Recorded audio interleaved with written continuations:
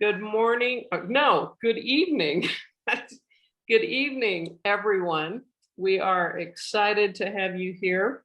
Welcome to the Book Bungalow's virtual author event featuring Mary Jayne Blackmore, author of the memoir, Balancing Bountiful, What I Learned About Feminism from My Polygamist Grandmothers. My name is Tanya Mills, and I have to admit some more people. Just a minute.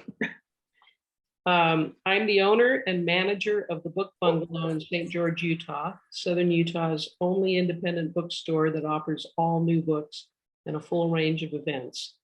While we're open and taking precautions right now, things are beginning to look up, but we're still doing our events virtually.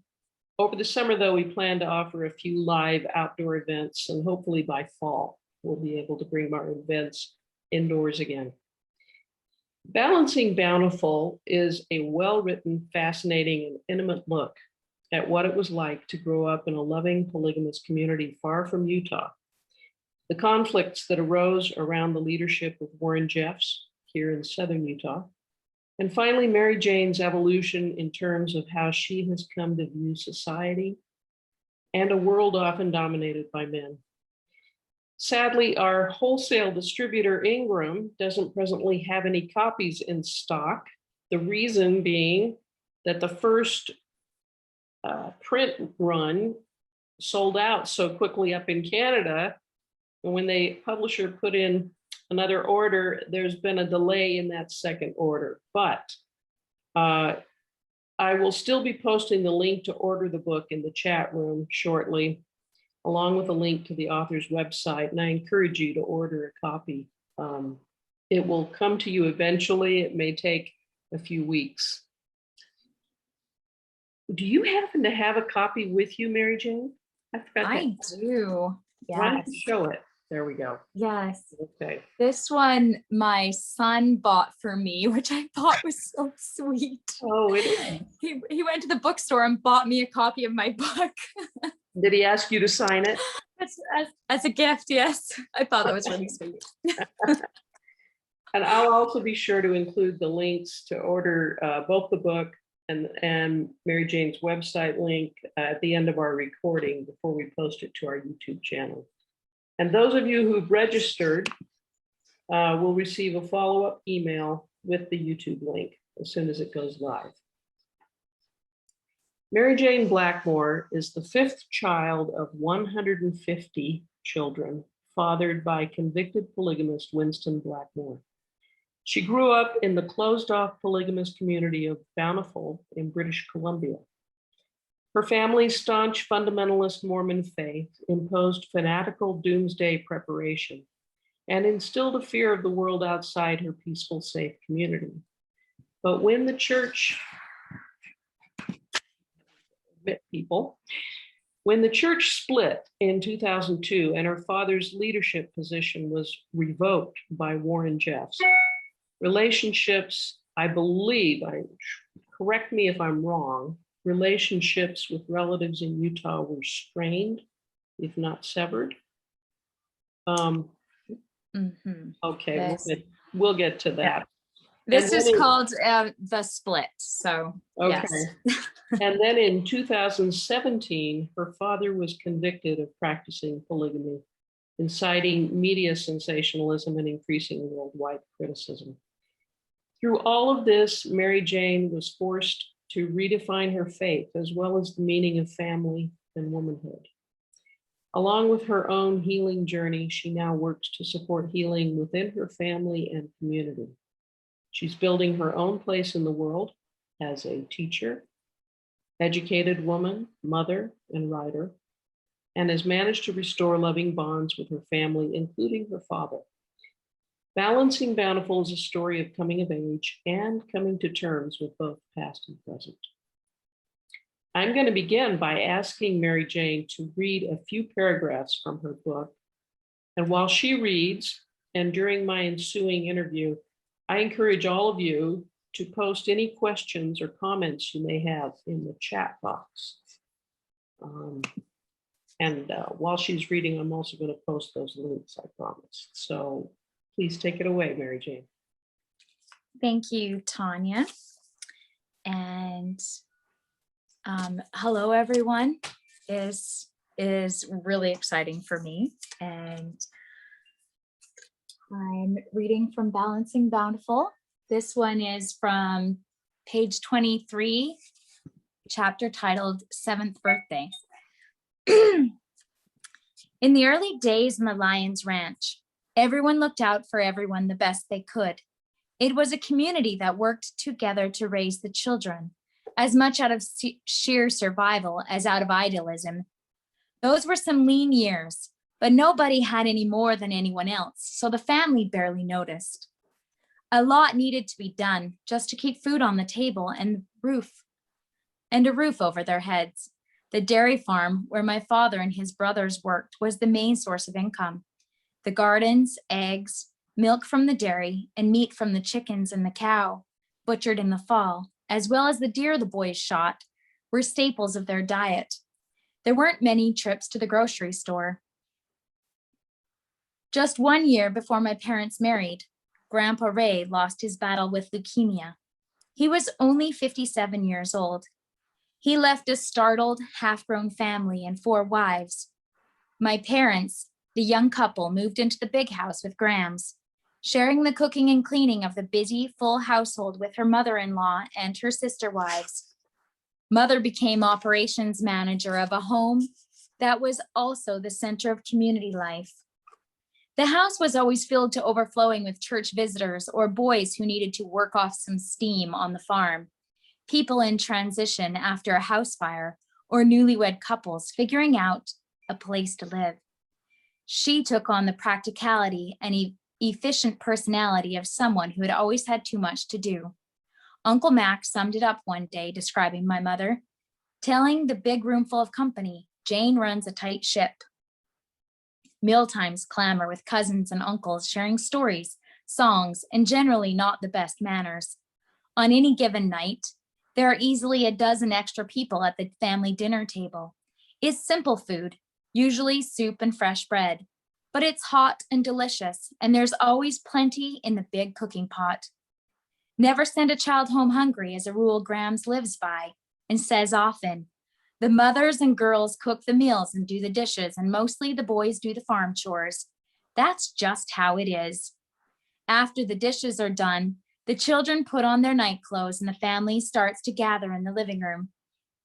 Mother sits in the middle of the big couch with one of our favorite Thornton W. Burgess books, The Adventures of Reddy Fox.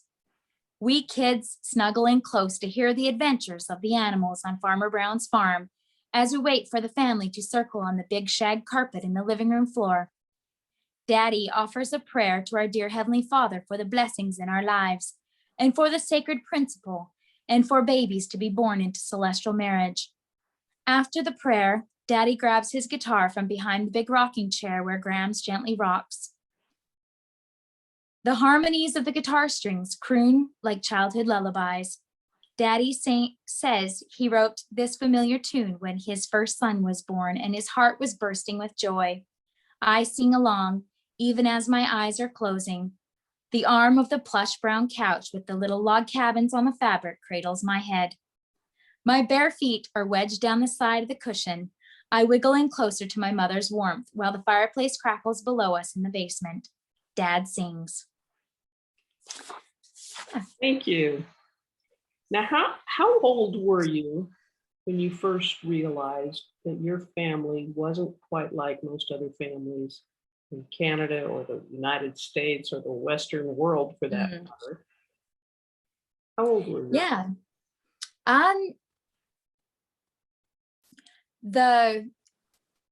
So I would have been a child. The media has been as present in my life as the church has been. And from early on, this appearance of a strange van driving down the road, our community is quite rural. And so we didn't get lots of people we didn't recognize, but there would be a media van showing up, and we just called everyone the media. Must be the media. And so that awareness of looking in from the outside and why were people so curious about our lives was certainly present. And then because there was a raid on the community in Short Creek in 1953, there was this awareness that the world was against God's people, and that they would try whatever they could to stop the work that we were doing, which was our way of serving God. And for some reason, the media became a reminder that we were indeed serving God the way He wanted, because it was evidence that the devil was against us. So it was mainly the van going past the meeting. Didn't you ever have to go shopping into a nearby town or anything, or did you get everything from the farm? No, we did. We'd go to town. We went to the dentist, and my mother, when I was about 6 or 7 years old, she worked as a nurse. So she went to college, and I knew we looked different, but we were taught and felt quite proud of the way we looked, being very modest, and that it was a cultural statement of our faith. And I loved my long hair and my braids, and I loved my dresses that my mother sewed for me. I felt that they were mostly quite cute and sensible. Like, it never occurred to me that it was impractical to do farm chores in a dress. We just did, and we played in the hay in the old barn in dresses, and our hair was always neatly braided and out of the way, and it never got fussy. So yeah, the awareness was there, but it was pretty normal. Around us in our daily lives was mostly our cousins who believed the same as we did, and the church was our life. So. Well, okay, so describe a typical day for you, like when you were around 8 or 9, including the kinds of chores you'd had to do, and also if there were differences between what the girls had to do and the boys had to do, or at what age that began to be an issue or a difference. Yeah. So we got up, and all the girls had long hair, so combing hair was a big chore in the morning. Our mothers all had long hair as well, so I'm sure they just quickly took care of their own hair before they were making breakfast. And then as our mothers were, when I was born, there was already 3 mothers in our house, and they all worked together, from what I could tell, very efficiently. And my grandma lived with us as well, and we had always extra cousin, or my dad's younger brothers, who were our uncles, lived in the bunkhouse, and so it was a full house even then. And so someone would be on breakfast that day, and they would be making breakfast. The kids would be setting the table, getting maybe a younger sibling ready. One of the mothers or Grams would be combing hair, and then it's, what's that? What about school? Then we would have been getting off to school. Okay. So my mother worked at the school when I was very young, and then she went to college to become a teacher, or I meant a nurse. And one of my mothers was a teacher. So Mother Mary Ann was a teacher. And so it was a big shuffle to get everyone out of the house in the morning and then off to school. And then after school, we had chores and dish jobs. And I think that's where I noticed the difference between boys and girls jobs the most, because I preferred to do more farm chores, And often my job was more doing dishes. So I think that's where I was. And I still did lots of farm chores because that's what I would choose if it was a choice. And then sometimes I would be stuck washing dishes when I didn't prefer that. Okay. But the boys did plenty of dishes as well. So Okay. Well, tell us about your grandmothers, because the subtitle of your memoir refers to them, about their influence on your life. First, how many grandmothers did you consider that you had, and how frequently did you interact with them? And maybe this is a cultural thing more, since I had several mothers, then they all had mothers, which was, so we had lots of grandmas in that way. And then in our community, all the older women, like my mom's age, the moms were all aunties and mothers. And then the older women who were the grandmothers were all called grandma. Okay. So I had lots of grandmas. Some of them were naturally more nurturing and played a more prominent role, I guess. And Grandma Mem, who was actually my mother's stepmother, since her mother died when she was very young. She was a teacher at our school. And she taught Sunday school. She led the Women's Relief Society. And she taught me piano lessons. So Grandma Mem spoke into my life in many ways. And as a teenager and a young adult, the voice of Grandma Mem and her wisdom was always speaking into my mind. But Grams, who is my dad's mother, she is because she always lived in our home. And so she was this ever-present person, and she was a no-nonsense woman, even though she could be very kind and gentle as well. I hear she was much more strict when she was younger too, which kind of tends to be the case, but she taught me to sew and to bake bread, and also had lots and her perfect handwriting, and her voice into my life was highly influential in the way I saw the world, and is the grandmother who is spoken of in specifically like at her funeral, and how pivotal that moment was for me. So the wisdom of my grandmothers still speaks into my life constantly. And this school that you went to, was this a school attended only by the members of your community? Yes, it was. In Canada, it's called a Group 1 independent school. So it's still a government school, and it teaches a government curriculum. And it falls under a little bit different jurisdiction than public schools. Okay.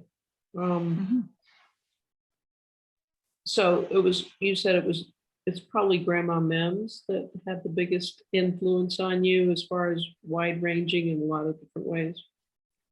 It would be tough to say which ones, but also I had many other grandmothers who just spoke into my life in different ways. Granny, who's at the front of the book, is a different grandmother, and she was the grandmother who she taught school till she was 94. And well, she attended school, and she's the one who's quoted in the book saying, eat 7 dandelion heads a day and always have a reason to get up in the morning. And that's how you live till you're 94. And really? Yeah. Eating dandelion heads? Okay. Yeah. That was some of her advice. She was always eating dandelions. Do they taste good? Oh, they do taste good. Yes. Oh, okay. Yeah. You can make all kinds of things out of dandelions. Apparently there's delicious dandelion wine, and I've never tried dandelion sandwiches, Hmm. but One of our listeners, Valerie Payton, wants to know, when you were a little girl, what did you want to be when you grew up? There's a scene in the book where my cousin and I are sitting on the third level of the old barn, looking out over the barnyard and the chickens scratching, and we're planning out what animals we're going to buy for our farm. And that idea of, I could get me a few animals and then we could raise some, they would have some babies and we would have chickens. So we're talking about that together. And I definitely pictured myself living on a farm. And are you now? Well, I still live in the cabin right now. So on family property. And I am surrounded by animals and children. So it's quite lovely. Okay. Now, 4 days before you turned 17, you entered into an arranged marriage. Is that right? Yes. Mm-hmm.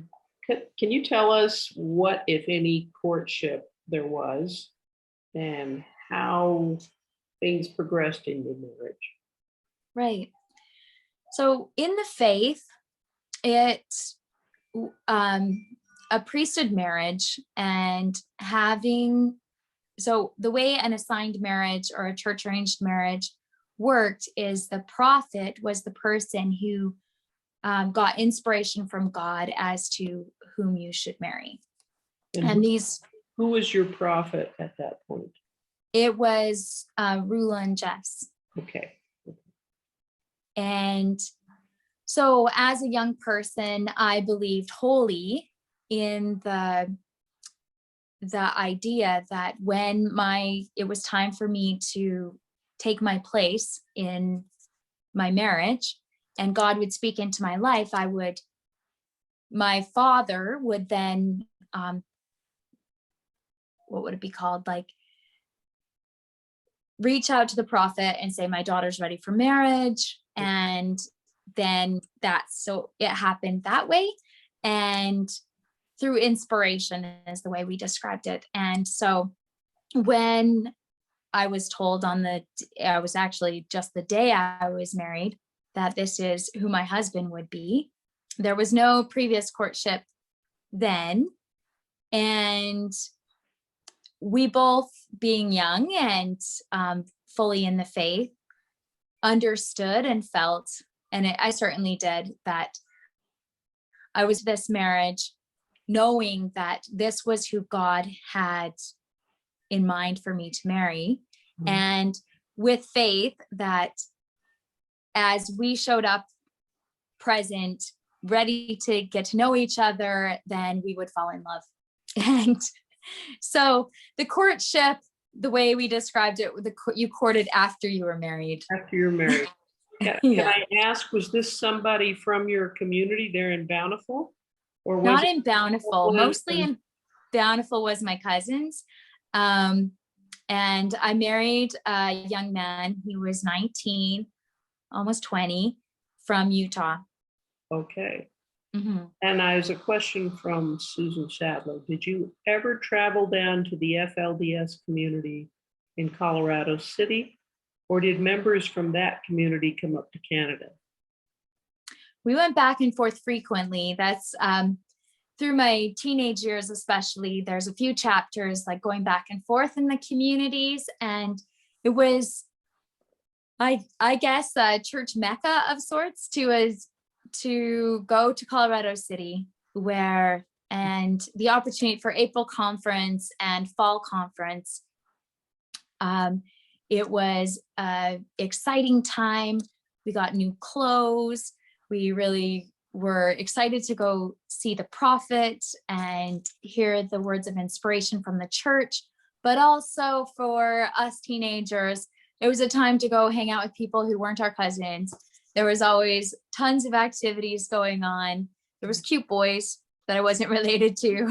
And they had, we would go on 4-wheeler rides. And so of course, visiting the desert always held such joy for me, and lots of community gatherings. And we'd have a harvest festival in the fall. And as teenagers, we all did Highland dancing. And so we would come to the festival, my sister and some of our cousins, and we performed at the festival. Ooh. And yeah, it was a great, I always held great memories going to Colorado City. So you courted after, and I Yes. think you had your first 2 kids within a couple of years. Yeah, my daughter was born just after the first year of marriage, and then my son a year and a half after that. And then I think you talked about that you moved several times to follow his work. What did your husband do as a trade? He was a machine operator. Mm-hmm. And traco operator, building roads. Yeah, so we moved around as a young family. They're in Canada or in Utah? Yeah, in Canada. In Canada. We lived here in Canada. Really? So he was from Utah, but he moved up to Canada. Yeah. There. In Bountiful or just? Well, the companies had jobs in Alberta, which is a neighboring province, and then different places around BC. So we were moving around for work mostly, but then the community and our family life was centered here in Bountiful, where the church was. So we would come home every couple of weeks or so to go to church and to be with family. Of course, gathering is a very important part of Mormonism, and was really important to us to make sure we stayed connected to our family. Okay, then what or who, maybe one of your grandmas, I don't know, led you to begin to decide to go to college? Well, so the split happened, in the church. How long had you been married when the split happened? Just a couple of years. Okay. So it was the day after my daughter's first birthday, the day before my daughter's first birthday. And we got the message from the church leadership that my father was being revoked of his leadership position in the church. And so with that, there is, of course, a lot that goes along with that. And this was the worst thing any of us could have imagined. Devastating. It was devastating. It was, we'd seen this happen to other families where that person was revoked of their position in the church. And when you don't have your priesthood connection, your family is not connected to you anymore. Was there a reason given? Not a clear one. So that's one of the things that's, I'm sure, still debated. But for us, it meant huge life transitions. And so my father-in-law came to Canada, and my husband, we just loaded up they loaded up our life into a van, and off we went to Utah.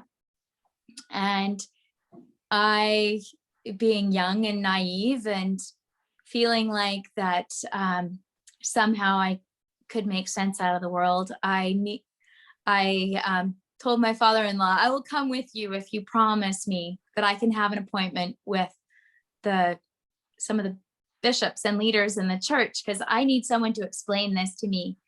Like, what's going on? So he was good to his word, and I met with the bishop in Colorado City, and that's all in the book.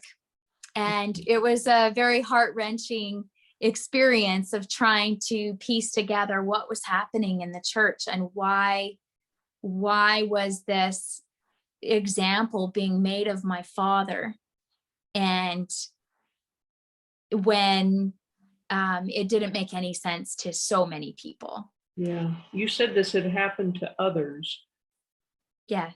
to others in Colorado City? Or Yes. are there more than, how many? I'd never known that there was a connected community up in Canada that was connected to the FLDS in Southern Utah. Mm-hmm. How many different communities were there at that point when? Yeah, well, there's smaller communities around.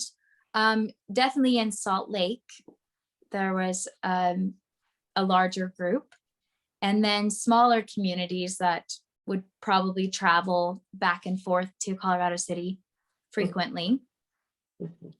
Yeah, so preparing for the end of times, the year 2000, like those years moving up to that time period, the church became quite different than it was when I grew up. So from about 1996, even more by 1998, one of the things like even us cousins talk about now is that Warren Jeffs was never an influential person or wasn't even well known in our lives growing up. He kind of came on the scene, I would say maybe around 97, 98, and became more and more influential in the church. And he, from my perspective, he kind of came out of nowhere because we didn't know about him. I guess if you lived in Salt Lake, he was more influential.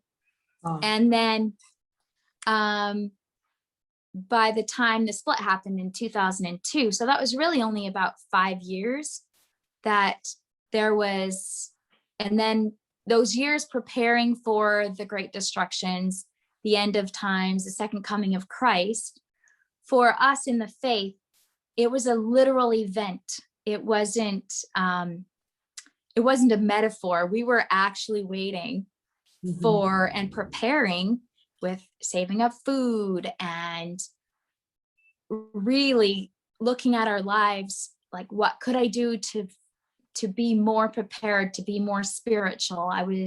So many of us were giving up things constantly as far as, music. And this was just to the very, the year I got married was the year 2000, and every day felt like borrowed time. We're like, what if the destructions happened tomorrow? And had Warren Jeffs specified a date? Well, they're old prophecies in the church. So it wasn't, Warren Jeffs didn't make up those prophecies. It was decades long prophecies that the second coming of Christ would happen in the new millennium. And I would say even old doctrine from maybe, I don't know how far back, it might even be in the Bible, the second coming of Christ, but definitely in doctrine that we followed for, and then this kind of heightened period moving up to the year 2000, when it was so urgent. And in high school, a group of us, I remember sitting around one day in a social studies class, and it was like, we were 14, 15, and we're talking about what if we don't even get our driver's licenses before the destructions come? And for us, this was a real concern. So when I was looking at getting married at the age of 16, 17, part of that motivation to get married that young was that I wanted to be in the house of my husband, not the house of my father, because a woman can't hold the priesthood in the church, and you needed to be under the priesthood direction of a man. And so if I didn't get married by the prophet's blessing, then I would be waiting in my father's house, probably doing dishes at my father's house for who knows how long. And, that's how teenagers think, but I was a teenager. So it was real to me. Okay, so I think my original question was what led you to go to college? Yeah, I felt like We we got kind of off on skipped a this. piece in there. That's okay. Um, You had gone down to Utah. You were living in Utah. And did your marriage dissolve before you went to college? oh no. So then after the split happened, then my husband and I moved to Utah for a year. And that's when I would say that I was more under the directive of the FLDS, where there was this very strategic, I would say, what felt like to me, changing of the way our church had been. And it had happened slowly over a few years, over 6 or 8 years at that point, to where everything was there was new revelations, and there was this intensity around preparedness, and it was this connecting factor that was almost like a frenzy around it that we were all so swept up in. But I think it was extra hard for me because I had just been ripped away from my family in a way that was so unsettling. And then I was unfamiliar. I didn't, not that I'd never been to these like really long church services, but the intensity of the visual of the destructions was so different than the way I grew up as a child that I remember standing there in the church holding my little baby going, I don't want to raise children in this. I don't want to be here. And I explained, there was one church service, I just felt blacked out, and I had to hand my baby to my husband, and I left the building. And I told my husband after, I will never go in the church again. Like, I felt like I was going to die. And he said to me, well, maybe you didn't have a good spirit on you, so you weren't able to be in this sacred place. And I said, well, maybe you're right, but I just feel like I will die if I have to go back. So I moved home and moved in with my mother. And it was my mother. Did you take the kids with you? I did, yes. Okay. And it didn't take long. It was only a month or two before my husband moved back with us as well. And he just told me, I realized that I don't think Warren Jeffs is the prophet of God either. So I'm moving home too. And it was hard. It was, I'm not going to diminish how challenging that season of my life was. It was, when you believe in the faith, if you're wrong, the stakes are so high. You're literally signing up to burn in hell forever. And those are stakes that I don't know if someone who's never fully believed in a faith that has heaven and hell can really understand what's at risk there. But for me, those were real. And it was when I moved back in with my mother moved in with my mother with my children. And she was a hardworking, very busy midwife at the time. And she brings home the GED book, this fat book for me to study. And she goes, here, daughter, this is what you need to do. So I started studying and took my GED because I just had a grade 10 education at that point. And I completed that program and enrolled in college. finished my English and math upgrading and got right into the teacher program because it felt really important to me that my children had a school to go to, and our school was really part of the collateral damage of the split. It split our community in a way that was really heartbreaking because we had been so connected through our school as the center of our community life. And so the school split, our community split, and when you say they split your community, did they have some of them move back to Utah, or did they make you into two separate communities? Well, lots of people stayed here. Some moved back to Utah, and it was specifically people who were following Warren Jeffs in the FLDS and people who were not, who said this. And my dad was the primary person who stood up and said, what Warren Jeffs is doing is not the teachings of Christ. It's never, Jesus Christ never talked about doing that. And so for a lot of us, the back and forth took much longer, but my dad made that stand early on and said, I can't be a part of that. It doesn't feel like, to me, even Mormonism, it doesn't feel like the teachings of Christ.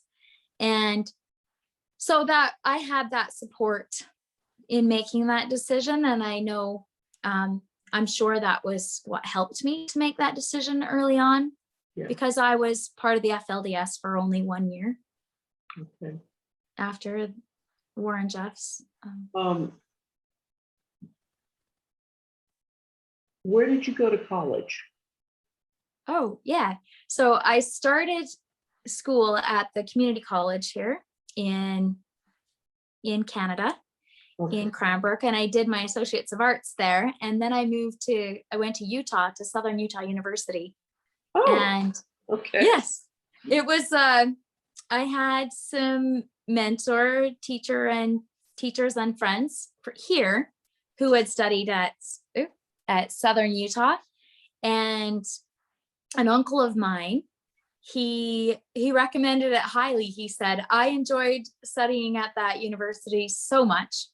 And they had a really good summer program and an accelerated teacher program at the time that I looked into the program. He actually helped me. It was Uncle Rich. He helped me sign up for courses my first summer, and I loaded up my babies in my car and off we drove to Utah.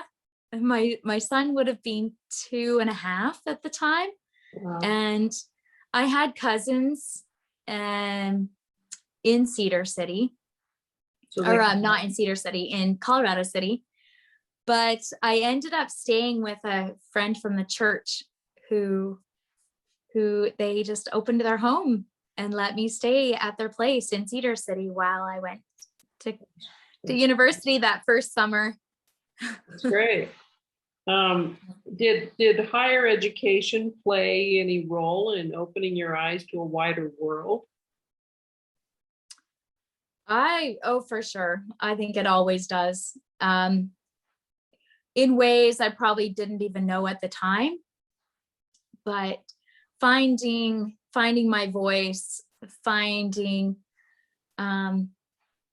even finding my sense of justice and feminism, and really articulating like what that was about. And that it was confusing for me for quite a while, especially when I did see incongruencies between the roles that men and women face, and pay and power. And so I had a lot of arm wrestling to do with my values, specifically because I was a staunch Mormon at the time as well. And my faith was very important to me. I think one of your questions I saw on there was, did I keep my faith a secret? Oh, yeah. At school. In Cranbrook here in Canada at the college, people I had a few other friends who were also attending college, and we wore like, our jean skirts and button blouses and stuff. And we had long hair and braids, which is, French braid or something. So I looked kind of stylish, but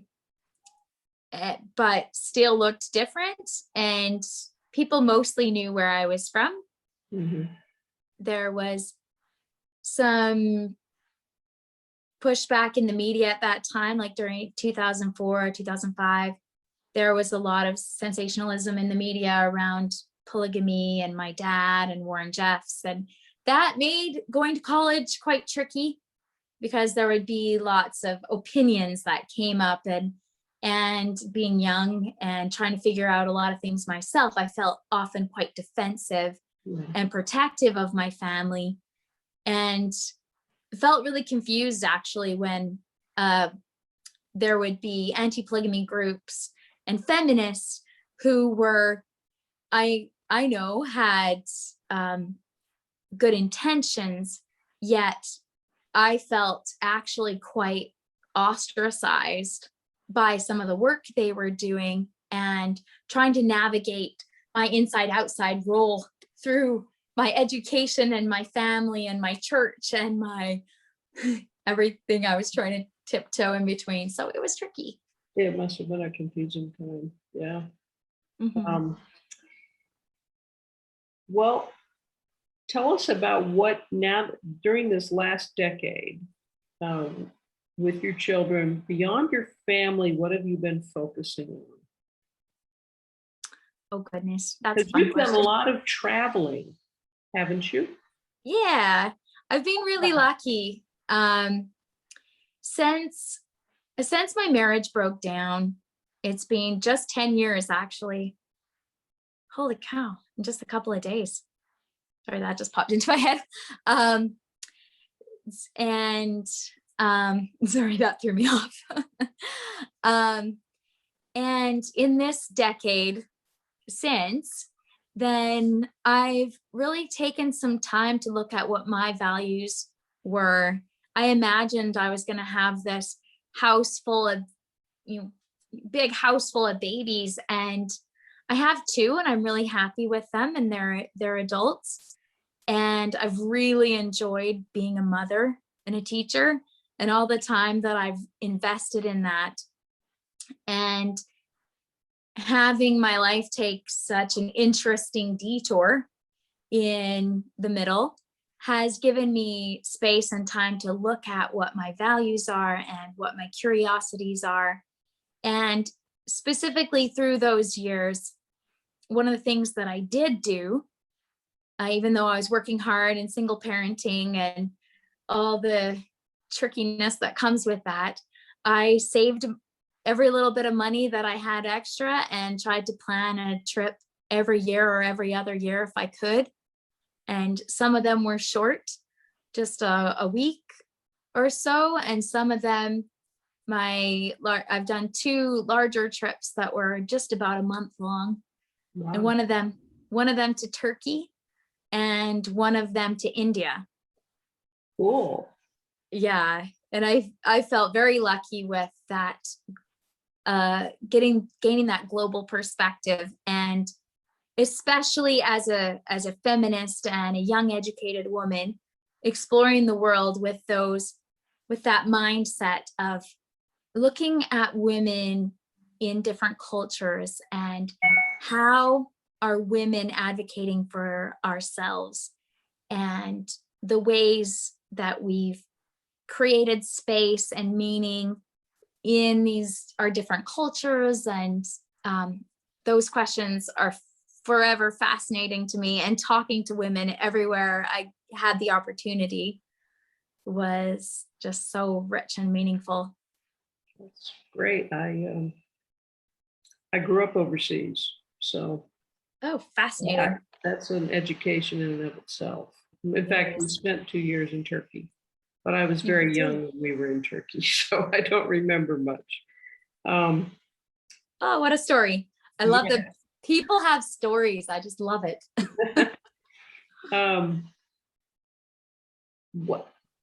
are there any other questions from those of you who are listening?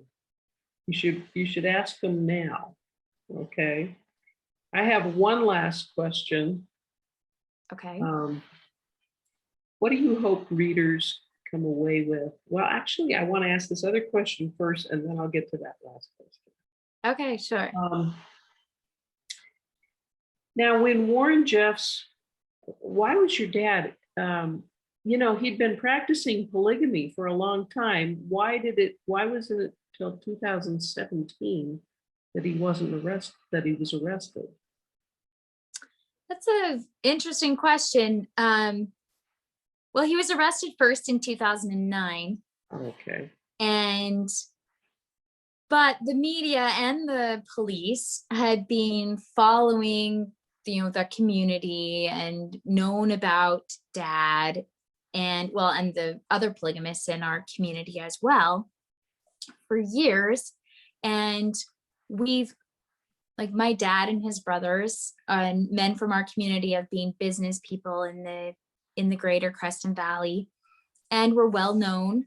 Mm-hmm. And it really was, I think, the more intensity around the FLDS in the United States that created more intensity around polygamists in Canada. And especially since the raid on the Zion's Ranch in Texas, which I believe was in 2008. Sounds about right. Right. So Warren Jeffs, if I'm getting this correct, which I think I am, I think he was arrested in 2006. And then the raid and the Zion Ranch was in 2008. And because of the findings in that temple there, I think that there was much more pressure to actually crack down on polygamy everywhere. Okay. Yeah. So in 2009, when my dad was arrested, then there was no precedent in Canada for what to do because it was no one had ever been arrested before, right? Right. So then the law had to be put on trial in 2011. There was a polygamy reference done. And so these are a bit more technical chapters, but they certainly affected my family and they affected my life. And especially during the 2011 polygamy reference, when the government in Canada was testing the constitutionality of the polygamy law, because it was a 120-year-old law that no one had ever been arrested on. And so to figure out what to do, it took a few years, and eventually they decided it was constitutional. So he was arrested again in 2016 and then convicted and sentenced and ended up serving 6 months of house arrest. Okay. So and then 1 year probation. So now has he finished probation? Yes, he is. So as of the end of 2019, on Christmas Day, his probation was over and he's a free man. That's good. So yeah, it's good for his family, good for our family for sure. Yeah, we have a bunch of questions suddenly. Okay. Good. Let's see. That's fun. At what point did you realize you were a feminist? Oh gosh. Make it brief. Make your I'll answer. make it brief. I really will. Brief. So Grandma Mem is one of my favorite people and favorite characters in this book. And she was the most able, firm-bodied person that I know and strong-minded. And I remember when I went to college and was learning about feminism, I was thinking, I think Grandma Mem was a feminist. And she did make comments about the feminist movement and the bra-burning hippies and whatnot. But when I've really always identified with the strong women and standing up for women. And definitely saw it modeled in many ways, even if maybe it wasn't as fully as I would imagine now. And Does that answer your question? that Okay. relates to another question. How do you currently define feminism? Yeah, this one also I could write essays on, so I'll try to keep it short as well. Because I have had, it was a university teacher who said to me in a sociology class, she said, well, you can't really call yourself a feminist if you're just going to school to be a teacher and you're not really trying to crack any glass ceilings. And I felt very perplexed by that definition of feminism. I think she was trying to challenge me to dig deeper, but I felt like, you know what, there actually is perhaps some harm in us trying to make feminism an exclusive club. So for me, feminism in my own life and is about speaking out for change. It's a movement.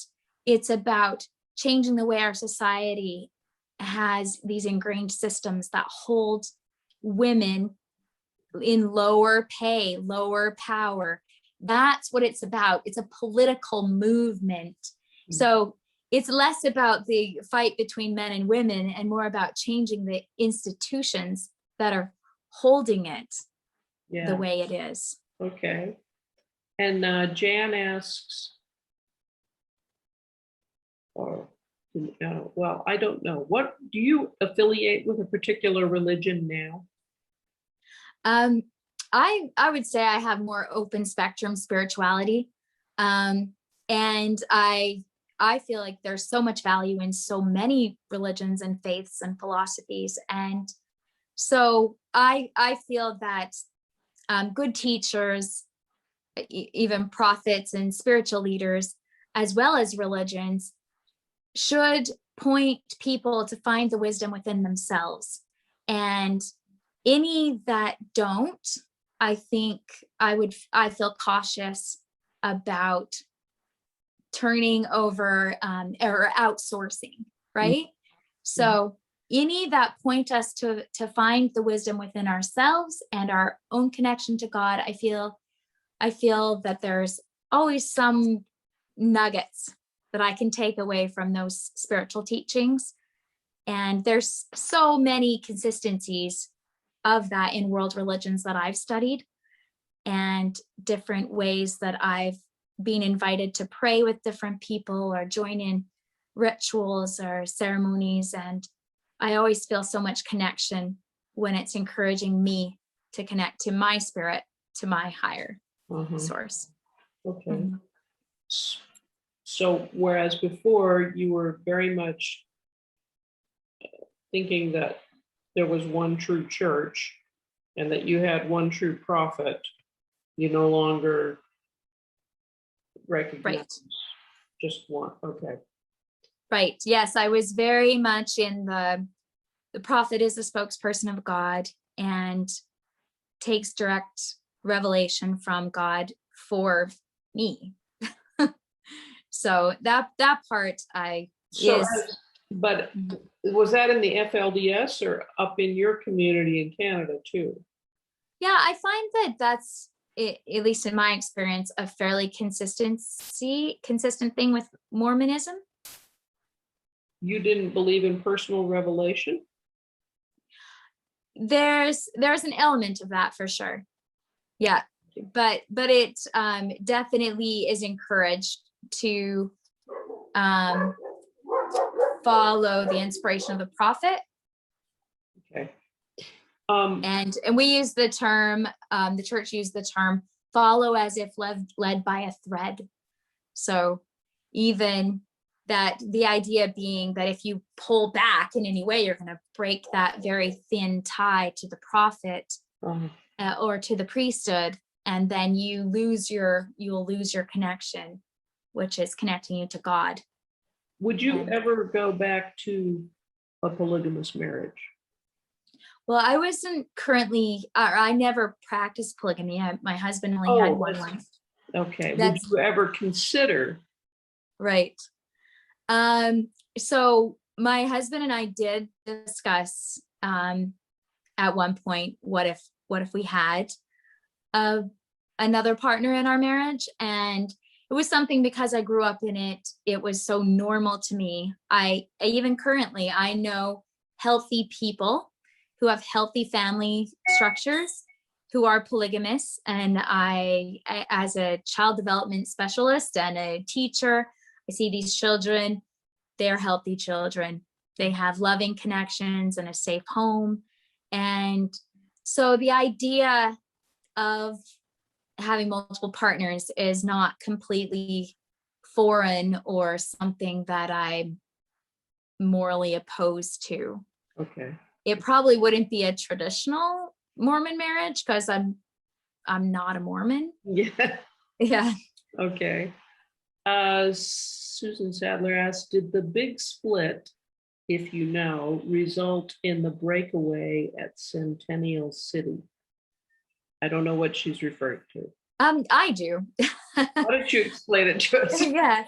So from my understanding, there was a previous split, which was a few decades earlier than the split I'm talking about in 2002.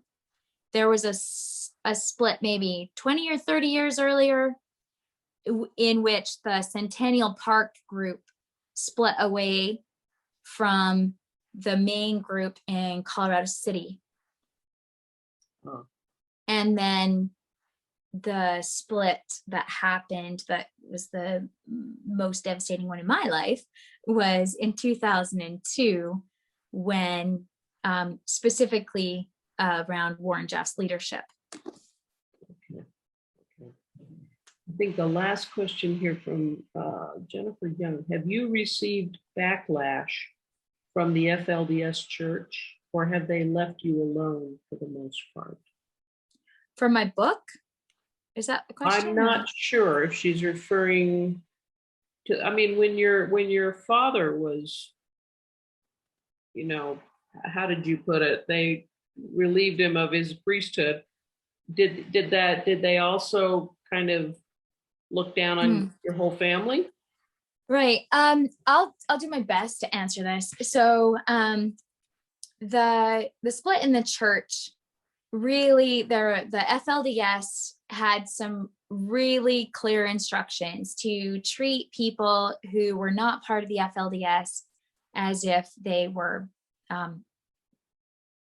invisible, or like just ignore them, like treat them like you're dead to me, kind of.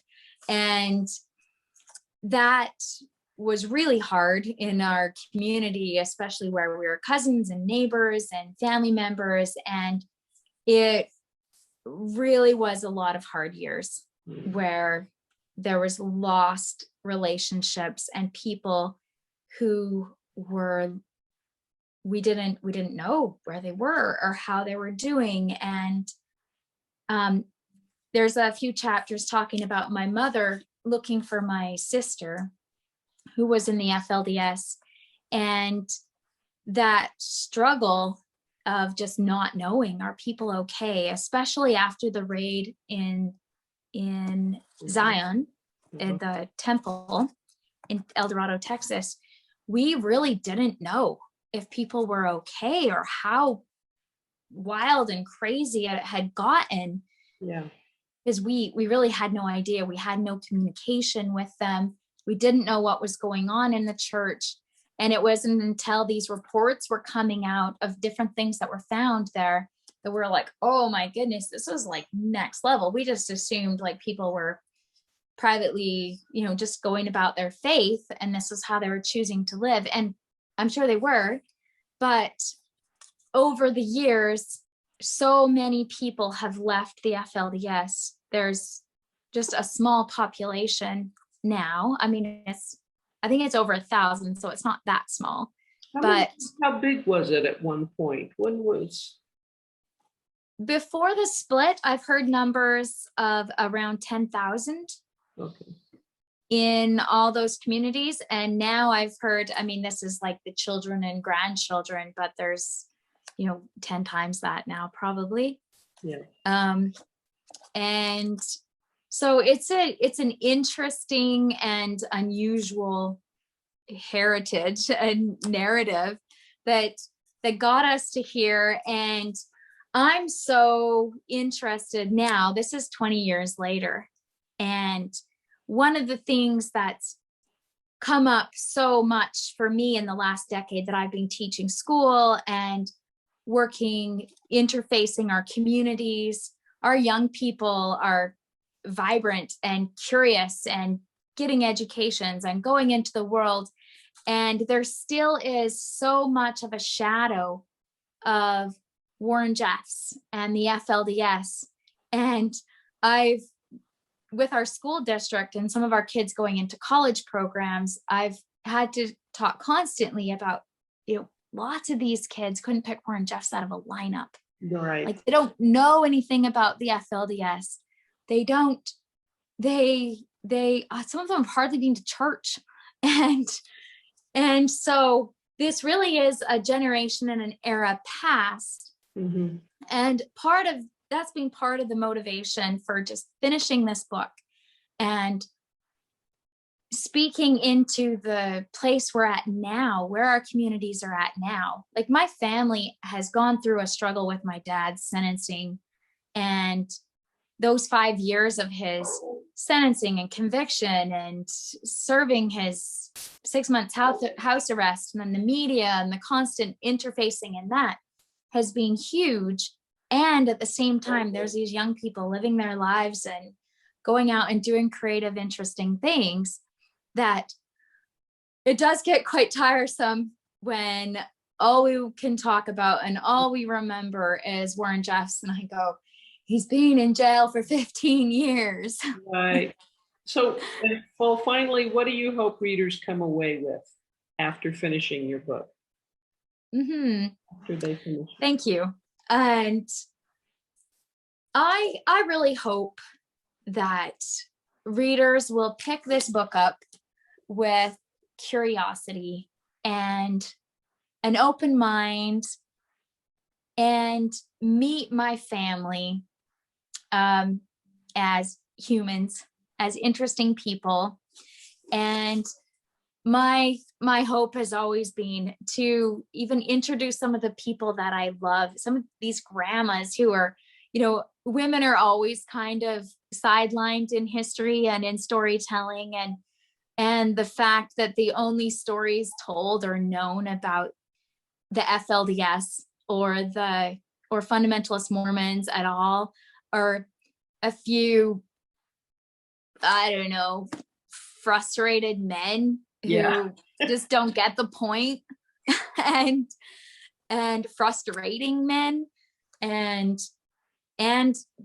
bad people. There's some criminals, and I'm glad that work has been done. A lot of work has been done to put an end to some of the stuff that happened. And at the same time, there's 10,000 other stories, and lots of them are beautiful, hardworking women and men, but definitely lots of women, lots of grandma mems, lots of people who are just teaching piano lessons and teaching dance lessons and organizing community functions and barbecues. And even my dad, like writing about my dad was so complex because, we actually were fighting through part of it where,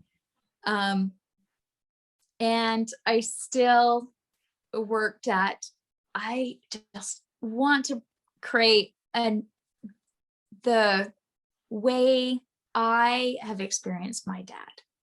And he's an interesting and complex character. I wrote this book 3 times. The first one was way too inspirational and sunshine and roses. And I was like, that's just not it. There is so much more to this story than that. And the second time, I really allowed myself to go into some of my anger and some of the injustice. And it was way too angry. And I was like, yeah, but there's some beauty in it too. So somehow I pieced together. You balanced it. Okay, yeah, that's part of the title. That's right. And balancing that story as well as my experience of these interesting dynamic characters. And part of that was even balancing my relationship with my grandmother, to where I needed to be able to put her outside of my head a little bit sometimes, so I could go be my own person and just go, okay, grandma, you don't get to speak to me right now. I get to make my own decisions and mistakes sometimes. And so that piece has been a journey. Well, thank you, Mary Jayne, for joining us to talk about your new book. And thanks to those of you who posed questions. Remember, you can order Bountiful. I want to say Balancing Beautiful all the time. I like that one too. Maybe that's the next book. Through our website. And I put the link at the top, but I will share that link again with you when I send you all the link to this recording. Again, thanks, Mary Jayne, and all of you who joined us today. I hope you will all stay safe and stay well. And I hope you've enjoyed this discussion. Thank you. I've so appreciated it. Thank you for your time. And I'm ready for those books to just get printed and start flying off the shelf. So okay. We'll keep at it. Thank you, everyone. Thank you for spending an hour with us. This has been lovely.